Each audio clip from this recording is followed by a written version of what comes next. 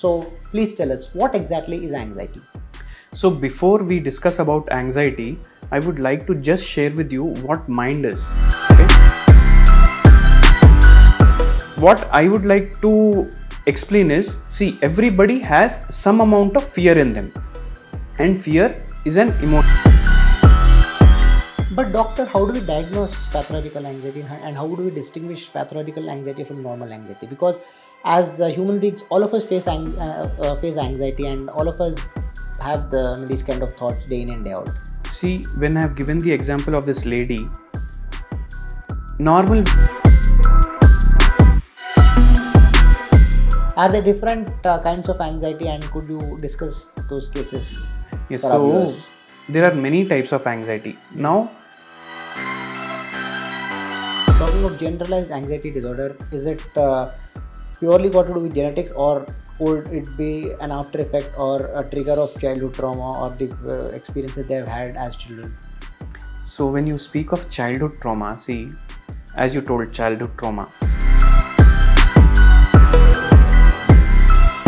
So, I mean, is it better if parents identify these triggers in childhood, or if their child is suffering from anxiety or any mental health issue uh, in childhood itself, or is it difficult to identify this problem in children? What exactly happens when a child is bullied? So there was a child in my clinic. What happened was,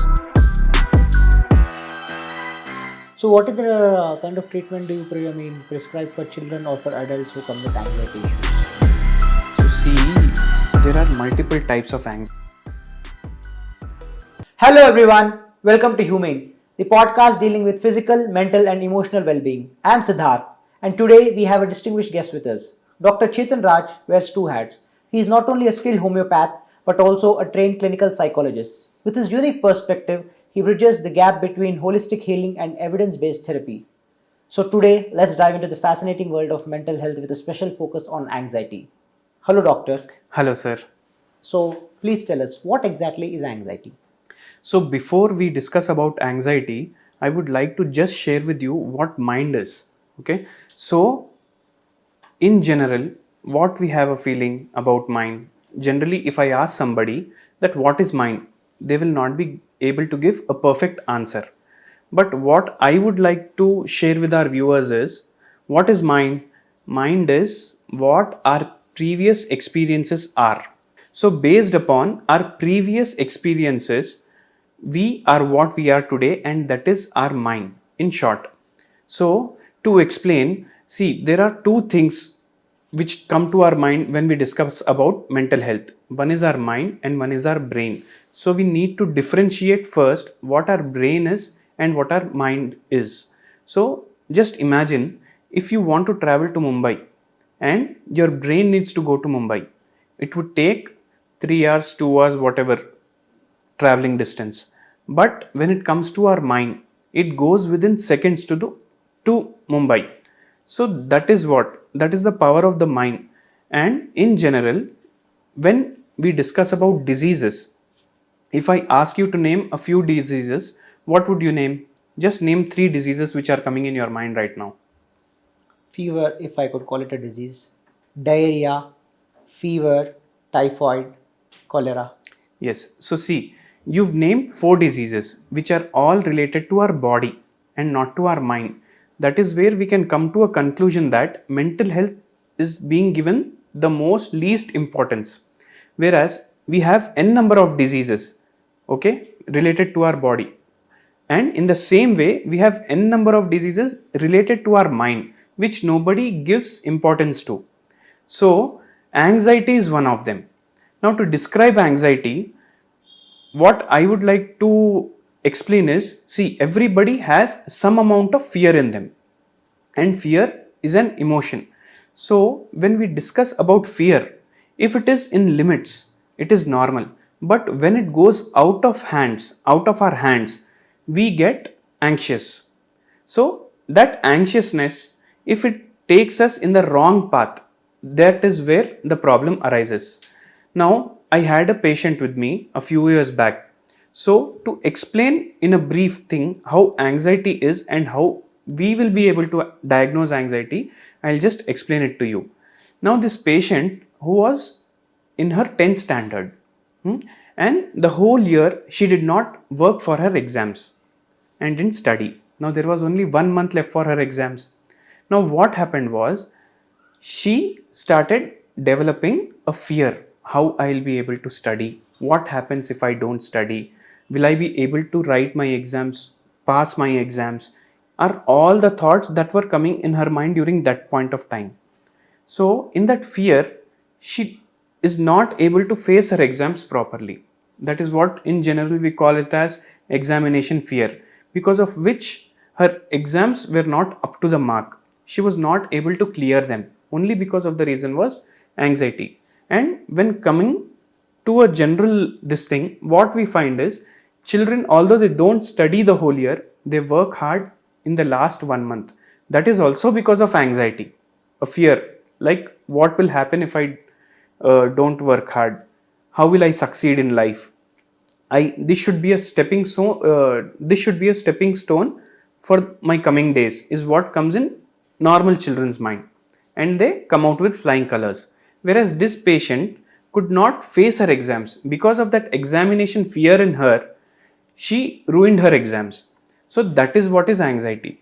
When anxiety becomes a stepping stone for us, it is normal. But in this anxiousness, we spoil our current situation in our life. So that is pathological. Now, coming to one more example, what happens? See, there was one more patient, a lady. Okay, she was married, she was having two children. It was a nuclear family staying in a metro city. So, what happened was she started developing anxiety. There were n number of reasons for that. She wasn't having a happy marriage, and as she wasn't having a happy marriage, there were fights in the house regularly. Over a period of time, what happened was she started becoming more and more anxious.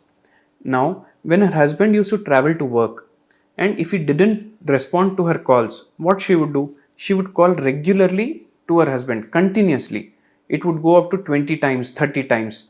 So, with that, you can sense the state of anxiousness that was there in her mind. In the same way, if the children didn't come back home, if 4 p.m. was the time when they had to come back home, if it was 4 5, she started calling the school, she started calling the transport person, her husband, and this kept on increasing.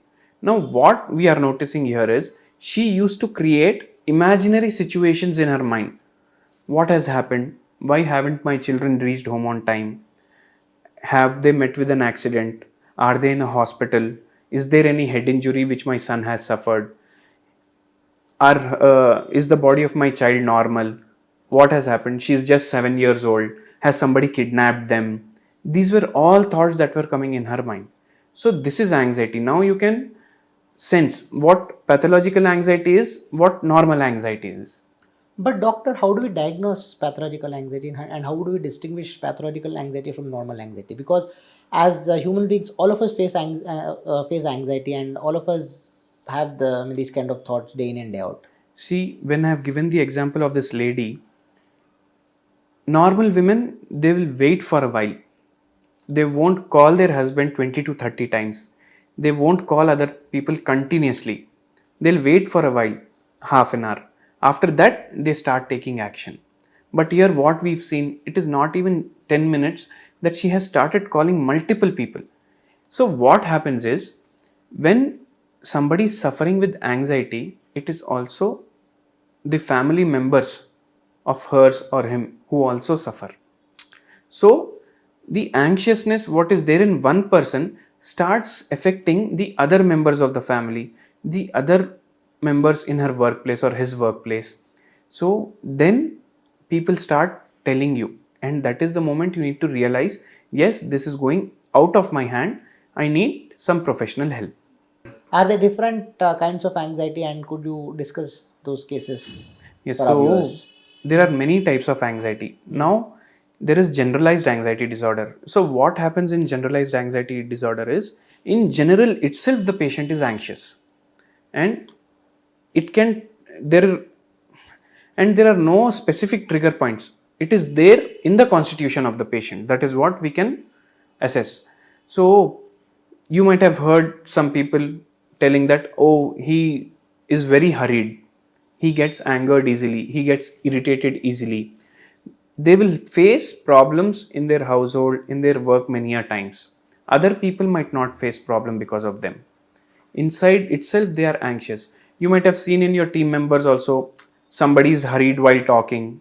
Somebody might suddenly, start getting out of track, keep speaking continuously, although you have conveyed them a message, but still they keep speaking. So such people are generalized anxiety disorder people. So these people don't need external triggers. They get triggered by themselves. Yes, they get triggered by themselves. We can also come to a conclusion that they don't need triggers. Their constitution itself is like that. And then you have phobic disorders also, which come under anxiety. So one type of phobia is claustrophobia. So I had one patient. This person was having claustrophobia. Now, what is claustrophobia? This person used to get scared and not go inside a lift because it is totally closed, no? And then he had problems traveling in an aeroplane, problems traveling in a car. He would never switch on the AC of his car. He used to have a problem. Whenever there is a closed environment, that anxiety gets triggered and they start panicking, shivering, all these symptoms. And then, for example, if I advise him some MRI scan or anything, what happens is he will not be ready to get it done because he has to go inside the MRI device. So this is there. So that is a type of phobic disorder. Apart from this, there is again OCD, which is also a type of anxiety. Now, when we speak about OCD, what is OCD? Obsessive compulsive disorder. In general, what people feel is whenever a patient is suffering from OCD, oh, I've got a lot of OCD, is what people come and tell me. So, what they think is only neatness is OCD, being over neat, keeping the house clean, keeping the utensils clean is what they feel is OCD. Some people have the habit of washing their hands after shaking it with someone. So that is a general notion in public that is obsessive compulsive disorder. But that is not obsessive compulsive disorder. It is having a very broad range of cases. So one such case I will tell you. What happened was, we had a patient in our clinic, and this patient was also suffering from a thyroid disorder, and this patient was 24-year-old. So what happened, whenever this patient used to lock his door and get down through his lift or stairs, whatever, he used to get a thought that have I locked the door or not, and again he comes back and checks the door whether he has locked the door or not. Now he has seen that he has locked. Again he goes down and gets the thought, should I go and check again whether I have locked it properly or not? The patient knows that he has locked the door, okay, but still he wants to check it. So that is the compulsion. The obsession is checking it. So there is an obsession and also there is a compulsion to complete that task. That is obsessive compulsive disorder. In a similar manner, one more patient, how was that patient was? That patient had the habit of only taking a left turn. Whenever he used to travel, he would never take right turns. So why this thought was there was, when he was a child, he was going somewhere out on a scooter with his uncle, and the uncle took a right turn and they met with an accident. The uncle lost his life. So that had a major impact on this child. He was very young, I think 5 years or 7 years, and that continued in his life in the form of anxiety, in the form of obsessive compulsive disorder. He would never take a right turn. So if the destination is just on the right, he will not take a right turn. He will take a left, again roam the whole area, then reach the destination only taking left turns. So this is also a obsessive compulsive disorder type, and this patient was what happens if he takes a right turn? He'll start panicking. He hasn't taken a right turn, but the thought itself will create a situation of panic in his mind. So that is there. So this is obsessive compulsive disorder. Then some people, what they have, checking. They keep on checking the amount of money they have in their purse. Some people, what they do, they keep on checking their mobile, what notifications they've got, although they might not have got any notification, but still they keep checking. So checking is a type of anxiety. Arrangement, arranging things in the house properly. Books should be in order, height wise, for example. So if a book falls in between, that is going out of rhythm in some this thing, so again they will have that compulsion to put that book in the right place. And some people, if the photo frame is not straight, they'll try to set it in the straight frame. So repetition is there, counting is there, and then checking is there. Now what happens in counting? You might have observed people, they count the notes n number of times, 100 notes are there or not. So that is there in their mind. Some people, what they do, they sit in one place, count the number of tiles on the floor, count the number of bulbs in this room. So this is another type of anxiety, and this spoils not only their life but also their family members' lives. So neatness is also a very important thing. First comes neatness, then comes repetition, checking, counting, all these things. So what one more patient had was, she was having bath around 5 to 6 times a day. So why she was having bath 5 to 6 times a day was, whenever somebody opened the window or the door, or whether if somebody has come arrived with the parcel or anything, she felt that some microorganism has entered into her house. This was post COVID. So during COVID, you might be also knowing that people were very anxious about their health. So she would immediately go into the bathroom, have bath, and again come and sit. She would feel that now she's pure. And one more lady had one more problem. Whenever she used to remove clothes after once they were washed and dried, she had that feeling that some microorganisms are still there on my clothes. She would open the almara, spray sanitizer on all her clothes. So that is also a type of obsessive compulsive disorder. Now we know that obsessive compulsive disorder, what it is exactly, but there is always a cause why this is arising.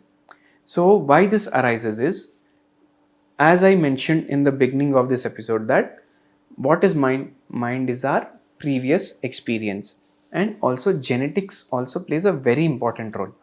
If we have our forefathers who are suffering from mental health issues or psychiatric disorders, there are chances that we or our children also suffer from mental health issues.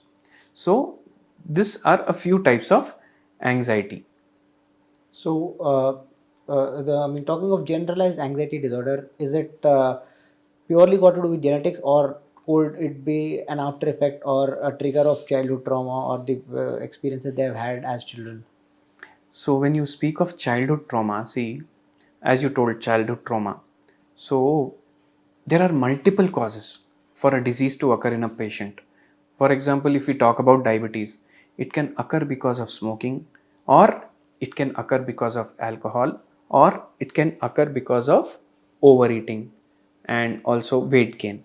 So now what we've discussed about diabetes, we've used the conjunction or.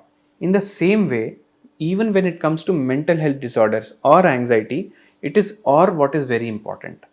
So it can be childhood trauma, it can be genetics, it can be the environmental factors. There are multiple factors, and also lack of sleep can also be there, and then stress in a patient's life. So one more patient, like I suddenly get recollect a patient. What happened was, this patient lost her father just before her competitive exam, because of which her competitive exam got ruined. And then she started developing symptoms of anxiety. And what happened was, many people gathered in her house when her father died. So what happened? She Her mind created a thought that, see, so many people have come to your house when your father has expired. Your competitive exam has spoiled because of that. So it is better to avoid people. And that thought became very strong. And she started segregating herself from people. She started staying alone. Even though her family members were there with her, she would not interact, she would not communicate, and she started having problem with adjusting with people. This is called adjustment disorder. She got married later on. Her husband brought her to us. But what happened was they were having a lot of problems because she was not able to adjust with her husband as well. And this caused lot of problems in their familial uh, environment, Married life. in their married life. So these are causes, these are issues which we hardly think of, and we need to think of and get them treated. So, I mean, is it better if parents identify these triggers in childhood, or if their child is suffering from anxiety or any mental health issue uh, in childhood itself, or is it difficult to identify this problem in children? Parents generally bring their children for, see, my child is not having proper concentration in his class, my child is fighting with other children, my child is getting bullied, my child is bullying our servant. So these things, they what they feel is their child is a problem, but the actual issue is that their child is having some problem because of which he is behaving in such a manner. Anxiety many a times starts in the childhood itself. If the child is being bullied continuously in school, that is a reason where he might turn anxious, and it converts into anxiety, pathological anxiety. And you see nowadays, I've seen so many children having sleep issues, anxiety issues. Why? Because what they have is they have this ambition. What if I don't reach to a state where my parents want me to reach? Okay, and that might trigger anxiety in them. School children, when we were young, what were the timings of our school? It was 8:30 a.m. to 3 p.m. But now what has happened? Children go to their school at 7 o'clock in the morning. Because, and that too, which children? Children who are in 6th standard, 7th standard, 8th standard, 10th standard. And what happens? These children, they are in the school from 7 a.m. to 7 p.m. Not just for the current year, they don't study only for the current year, but they study for competitive exams, that is NEET, there is IIT entrance, which is after 12th, and they are being coached since they are in 6th standard. And that also creates pressure. They don't have proper sleep, they don't have proper food. The environment in the school is also very competitive, and that also triggers anxiety. What exactly happens when a child is bullied? So, there was a child in my clinic. What happened was this child was continuously being bullied in his school. So, this child, out of that aggression, what is inside him, he could not revolt in school with other children. What he started doing was he started hitting his mom, he started hitting his servant. And when this child was brought to me, he did not share all this with his parents, in fact. When he was brought to me, what he expressed was, I am continuously being bullied at school, and my parents do not understand me. Why I am going through this bad phase. My parents are not able to understand why I am not up to the mark in my academics, why I am not up to the mark in my co curricular activities, why I am like this, why I am not able to satisfy their goals. I want to, but I am not able to because I am not having that environment, that comfort zone. I am not finding it at school. and my parents aren't understandable. I don't know how to face this. So I spoke to their parents. They were counseled. Here, even family counseling is also very important. The parents need to be understandable so that they have a suitable environment at home. Once they see what happens, if there is bullying in school, there is a strict environment at home, it is obvious that that child will, some mental health issue the child will suffer. So, at least after coming home, if the child is having an environment where he feels that yes, this is mine, this is my mom, my father, they are friendly with me, I'm having a good environment at home, this is my comfort zone, is when these things can be avoided. The child was given homeopathy medicines and also counseled, after which he recovered. So, yes, as you said, bullying, it might lead to other this thing, Other forms of anxiety. other forms of anxiety. So, what is the kind of treatment do you prescribe for children or for adults who come with anxiety issues? So, see, there are multiple types of anxiety, what I have explained. And when people come to me with problems with their mental health, what we take into consideration is, many a times what happens, people come with a disease, people come with diabetes, people come with hypertension. When we take their case in homeopathy, we take the mind also into consideration. Equal importance is given both to the mind and to the body. And when it comes to the mind, if medicines are needed, we prescribe medicines which are homeopathy medicines. Homeopathy medicines do not have a side effect.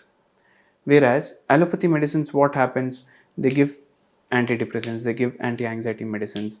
So what happens there? People might get people might get addicted to it. So in this case, people will not get addicted. There are no side effects in these medicines.